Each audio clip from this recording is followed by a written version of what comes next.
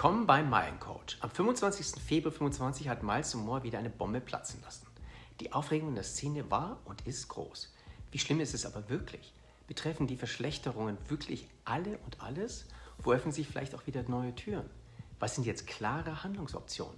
Da hilft nur eine fundierte Analyse. All das möchte ich in betont sachlicher Weise analysieren und visuell in Grafiken klar darstellen. Panik oder Aufregung hilft uns hier nicht wirklich weiter. Von mir dürft ihr euch wie gewohnt eine kompakte und sachliche Zusammenfassung der aktuellen und zukünftigen Veränderungen erwarten. Zunächst möchte ich euch die Auswirkungen auf Prämien bei Lufthansa, Swiss und Austrian Airlines näher zeigen. Dann schauen wir uns noch die neuen Prämientabellen für alle anderen Airlines der Lufthansa Group und Star Alliance an. Dabei gehe ich auch auf die neuen Gebühren für Umbuchungen, Stornos, Gepäck und Sitzplätze ein und ziehe einen Vergleich zu heute. Abschließend bekommt ihr ein Fazit mit klaren Handlungsoptionen. Legen wir los! Was passiert mit den Prämien für die Lufthansa, Lufthansa City, Swiss und Austrian Airlines ab dem 3.6.? Wir wissen, dass die Prämienflüge zukünftig an die Ticketpreise angepasst werden. Diese werden von allerlei Faktoren beeinflusst, wie Strecke, Buchungsdatum, Reisedatum, Buchungsklasse, Tarif. Anders als beim Sammeln und wie wird bisher kein klarer Faktor für die notwendigen Prämienmeilen im Verhältnis zu den Ticketpreis genannt. Das ist noch ein Geheimnis, das vielleicht auch nicht gelüftet wird. Was bedeutet es nun im Klartext? Lufthansa bzw. Miles Moore hat mir Beispiele zukommen lassen, anhand derer man die Auswirkungen besser sehen und verstehen kann. Auch diese sind nicht abschließend und können ab 3.6.25 ganz anders ausfallen, geben uns aber doch ein Gefühl, in welche Richtung sich das Ganze bewegt. Sehen wir uns die Beispiele an, die ich euch grafisch aufbereitet habe. Beginnen wir mit Flügen von München, Hamburg und Düsseldorf nach Oslo. Abflugdatum ist jeweils der 10.07.25. Zunächst seht ihr in diesen Grafiken den aktuellen Preis für ein Meilenschnäppchen und den regulären Economy-Tarif, die noch bis zum 2.06.25 gelten. Ab dem 3.06. gelten dann folgende: Economy Light, Classic und Flex. Diese Tarife haben unterschiedliche Bedingungen bezüglich Umbuchbarkeit, Stornierung, Freisitzplatzwahl und Gepäck. Darauf gehe ich später noch detailliert ein. Die heutigen Meilenschnäppchen sind am ehesten mit dem neuen Light-Tarif vergleichbar, da sie auch nicht stornierbar oder umbuchbar sind. Die heutigen regulären Economy-Prämien lassen sich mit Abstrichen mit den zukünftigen Classic- und Flex-Tarifen vergleichen.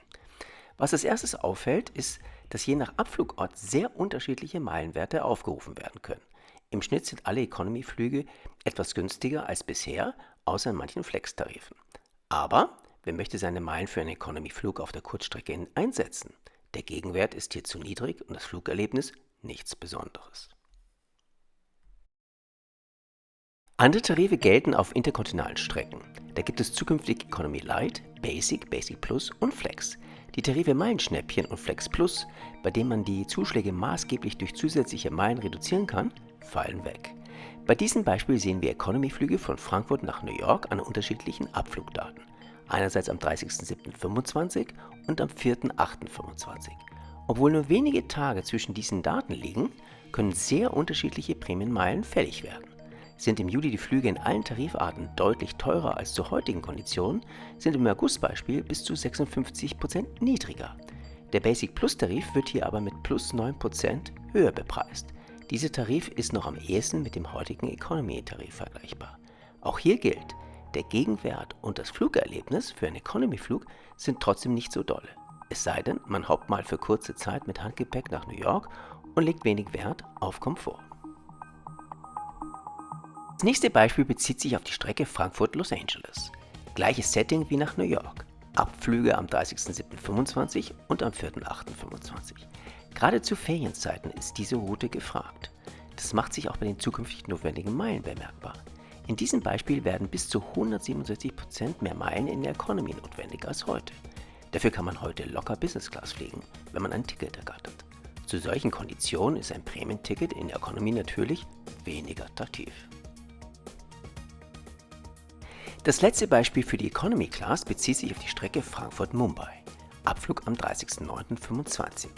Zukünftig kann man auf dieser Strecke für 8000 Meilen im Leittarif fliegen. Das sind wirklich sehr wenige Meilen, weniger als ein Meilenschnäppchen innerhalb Deutschlands. Bis auf den Flex-Tarif sind alle Tarifgruppen zum Teil deutlich günstiger als heute.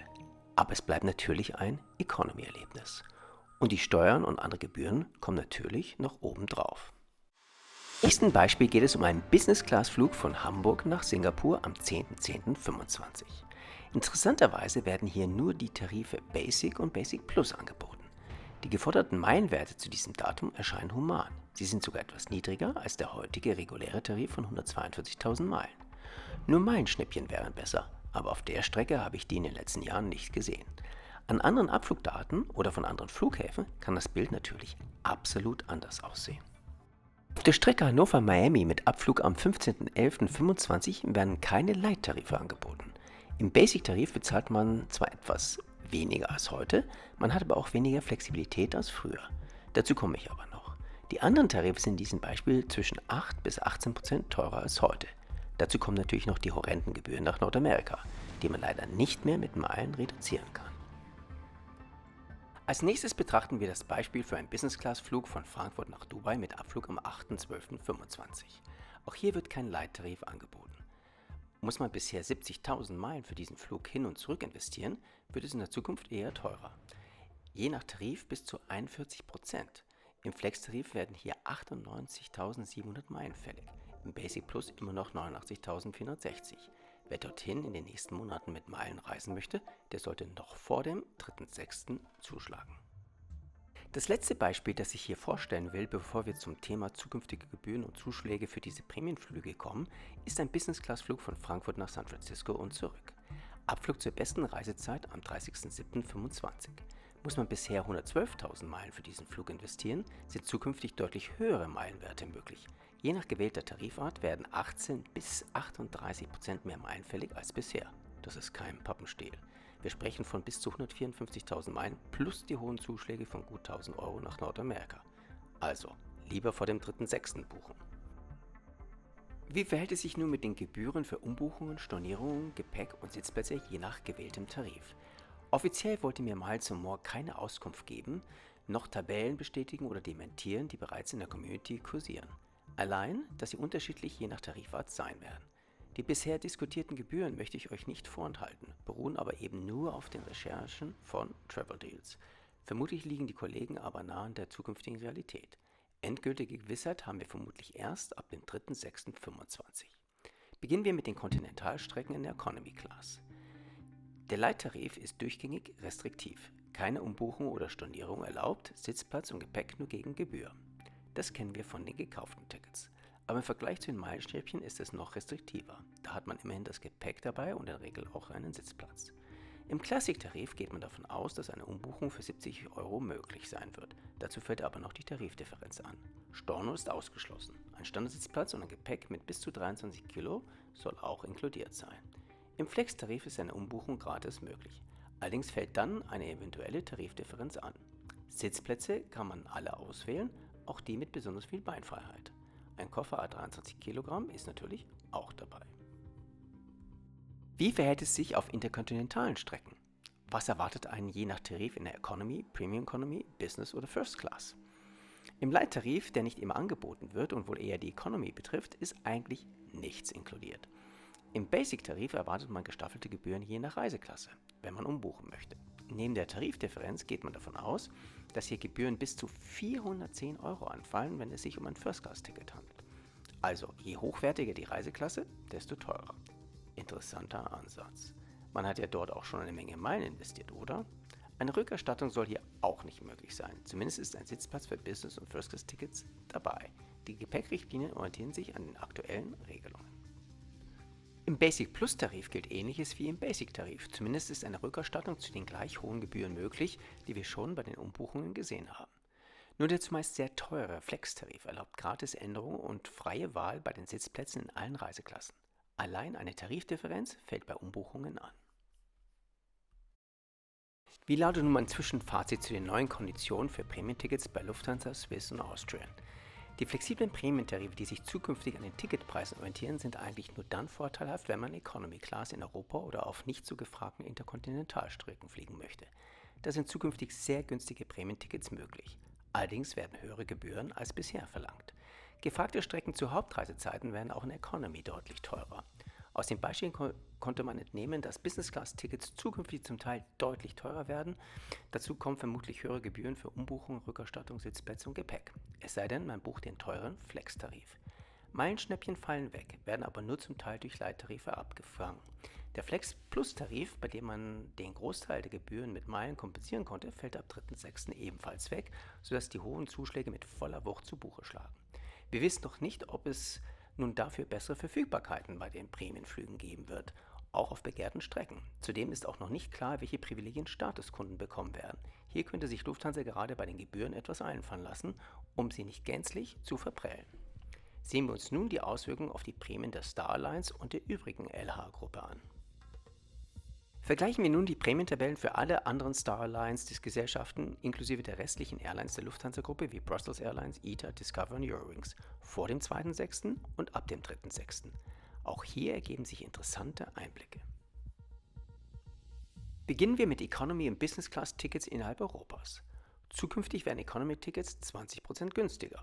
Man muss dafür 28.000 Meilen anstelle von 35.000 Meilen berappen. Business-Tickets werden weiterhin 50.000 Meilen kosten. Dennoch wird der Gegenwert unserer Meilen nicht wirklich besser und das Flugerlebnis ist eher begrenzt. Von Europa nach Nordamerika haben wir schon ein anderes Bild. Auch hier versucht man, uns die Economy-Flüge schmackhafter zu machen. Sie werden 17% günstiger und werden nur noch 50.000 Meilen kosten. Premium Economy Tickets werden um 6% leicht erhöht. Business-Class-Flüge kosten mit 125.000 Meilen 12% mehr. First-Class-Tickets werden mit 215.000 Meilen gleich 18% teurer. Wer dorthin will, sollte vor dem 3.6. buchen. Das amerikanische Sonderziel Hawaii wird in der Economy leicht günstiger angeboten. In der Business Class werden mit 215.000 Meilen um 12% mehr gefordert und in der First Class mit stolzen 330.000 sind auch 9% mehr Meilen fällig als bisher. Premium Economy wird auf dieser Strecke nicht angeboten. Die Erhöhung der geforderten Meilen nach Mittelamerika und die Karibik fällt maßvoller aus.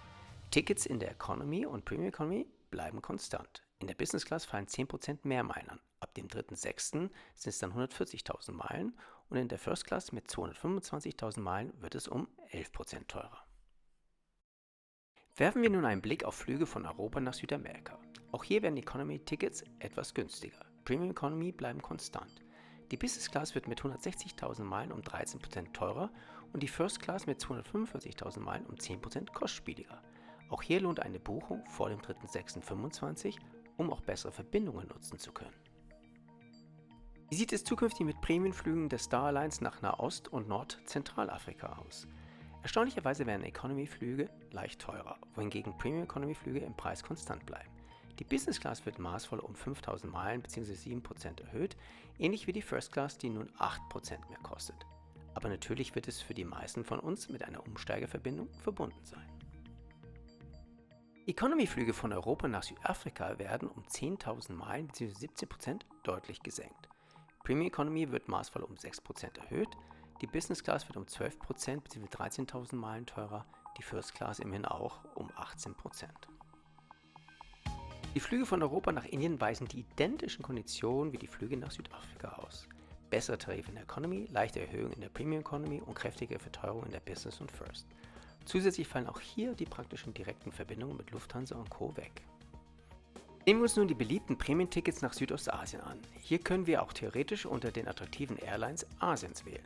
Aber werden die Tickets in der Economy und Premium Economy noch maßvoll um 6 bzw. 5% erhöht, langt man nun in der Business Class drastisch zu. Ab dem 3.6. werden 200.000 Meilen gegenüber heute 142.000 Meilen fällig. Das sind 58.000 Meilen bzw. 41% mehr als heute. Auch in der First werden jetzt mit 260.000 Meilen 17% mehr fällig als heute. Unbedingt noch vor dem 3.6. buchen, wenn ihr dorthin wollt. Prämienflüge von Europa nach Fernost werden zukünftig noch deutlich teurer, wenn auch nicht ganz so drastisch, wie wir das in Südostasien gesehen haben. Economy-Tickets werden sogar etwas billiger. Premium Economy-Tickets werden maßvoll um 5% erhöht, aber die beliebte Business Class schlägt mit plus 20% bzw. nun mit 170.000 Meilen zu Buche. Auch in der First wird es dann 17% teurer. Also, auch hier ist eine Buchung von Premium-Tickets vor dem 3.6.25 ratsam. Wie sieht es mit Prämienflügen nach Australien und Ozeanien ab dem 3.6.25 aus? Leider gar nicht gut. Werden die Economy-Tickets nur maßvoll um 10% erhöht, werden Business-Class-Tickets auch drastisch um 35% und First-Class-Tickets um 31% erhöht.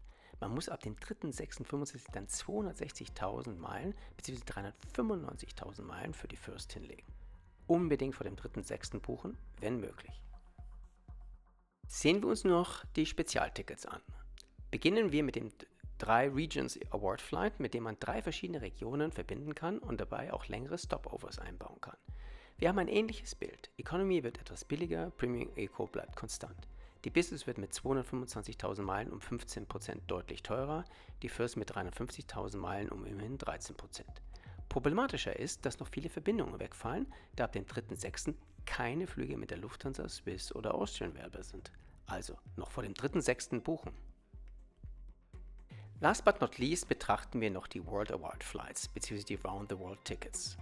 Diese werden vergleichsweise maßvoll erhöht. In der Economy plus 8%, in der Business immerhin auch wieder um 19% auf 400.000 Meilen und die First um 8% auf dann 540.000 Meilen. Das Problem werden aber die Verbindungen sein, da wie vorhin Strecken mit Lufthansa, Swiss oder Austrian Airlines ab dem 3.6.25 nicht mehr wählbar sein werden. Daher besser vor dem 3.6.25 buchen. Wie lautet nun mein Abschlussfazit zu den Neuerungen von Miles & More ab dem 3.6.25?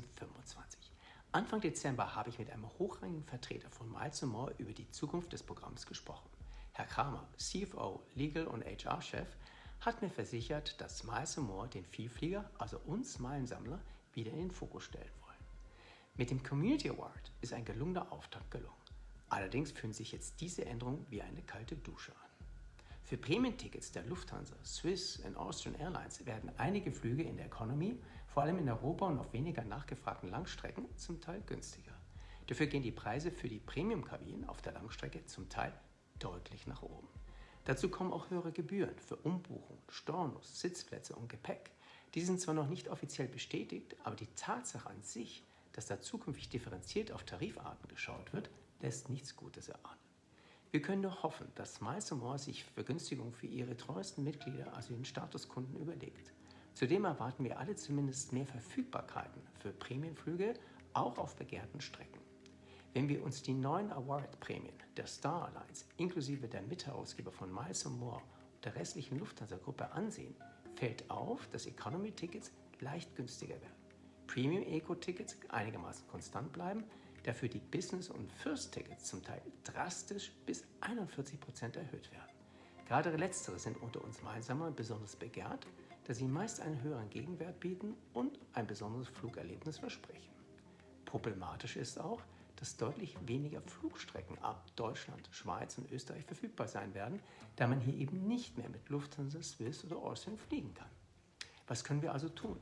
Zum einen noch vor dem 3.6.25 geplante Prämienflüge buchen. Vor allem nach Südostasien, Ozeanien, aber auch World oder 3 Regions Awards. Nach Nordamerika können wir noch die Flex Plus Tarife nutzen, um die horrenden Gebühren einzusparen, und zukünftig muss man auch mehr Zeit verwenden, um möglichst günstige Tickets zu finden und zu erwerben, dabei eine geringere Flexibilität in Kauf nehmen. Andere werden Miles & More den Rücken kehren und Alternativen suchen. Wie seht ihr das? Ich bin auf eure Kommentare sehr gespannt. Ich werde euch natürlich weiterhin unterstützen und euch auf besonders gute Deals aufmerksam machen. Wenn ihr das auch weiter nicht verpassen wollt, dann abonniert doch meinen Kanal, falls es noch nicht geschehen sein sollte. Falls ihr dieses Video und meine Arbeit wertschätzt, dann freue ich mich über eure Kanalmitgliedschaft. Details in der Videobeschreibung. Oder einfach über einen Super Thanks oder einen Kaffee bei buymeacoffee.com. Herzlichen Dank dafür. Ich hoffe, dass ich etwas Licht und Differenzierung in diese komplexen Neuerungen bringen konnte. Auf meiner Webseite könnt ihr euch informieren, wie ich euch sonst noch unterstützen kann. Herzliche Grüße und bis bald hier auf meinem Kanal, euer Meilencoach.